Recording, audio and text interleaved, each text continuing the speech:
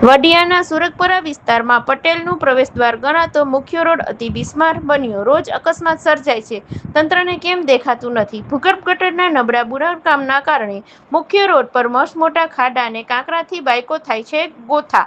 તાલુકા એન્જિનિયરને આટલી બુદ્ધિ નહીં સૂઝતી હોય કે સમગ્ર સુરગપરાના વરસાદી પાણી જ્યાંથી નિકાલ થાય છે ત્યાં કામ તપાસવું જરૂરી હોય.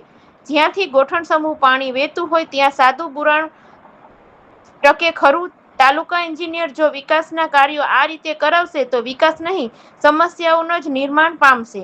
અમરેલી જિલ્લાના છેવાડાના તાલુકા મથક એવા વડિયા બે ભાગમાં વેચાયેલું છે, સુરગપરા અને કૃષ્ણપરા. વડિયાના સુરગપરાનો મુખ્ય રસ્તો એ શિવાજી ચોકથી પેટ્રોલ પંપ થઈને પીજીવીસીએલ તરફ જવાનો રસ્તો છે. આ રસ્તા પર પેટ્રોલ પંપ પછી સમગ્ર સુરગપરાના વરસાદી પાણીનું વહેણ આવેલું છે. અહીંથી દર ચોમાસાના વરસાદમાં ગોઠણસમા પાણી વહેતા હોય છે. ત્યારે અહીં કોઈ પણ વિકાસ કાર્ય કરવામાં આવે ત્યારે આ બાબતને પહેલા ધ્યાને રાખીને કરવામાં આવતી હોય છે. થોડા સમય પહેલા અહીં ભૂગર્ભ ગટરનું જંકશન બનાવવામાં આવ્યું. સાથે સુરગપરા વિસ્તારના ભૂગર્ભ ગટરના પાણીનું જોડાણ આ જંકશનમાં કરવામાં આવ્યું ત્યારે અહીં ખોદકામ થયું અને ખોદકામના નબળા બુરાણના કારણે ચોમાસાના પહેલા જ વરસાદમાં ભૂગર્ભ ગટરના જંકશનની બીજી બાજુ મસમોટા ભૂવા પડ્યા તો ભૂગર્ભ ગટર માટે થયેલા ખોદકામમાં યોગ્ય માટી પુરાણ ન થતા આજે સુરગપરાના પ્રવેશદ્વાર સમા પેટ્રોલ પંપ અને પોસ્ટ ઓફિસ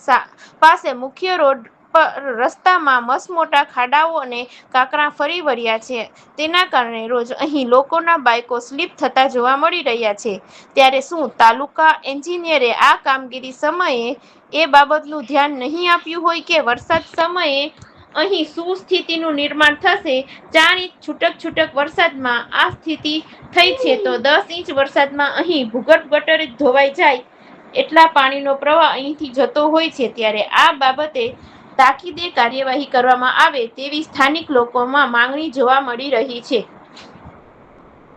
રિપોર્ટ અમરેલી જિલ્લા બ્યુરો ચીફ ઇલિયાસ કપાસી.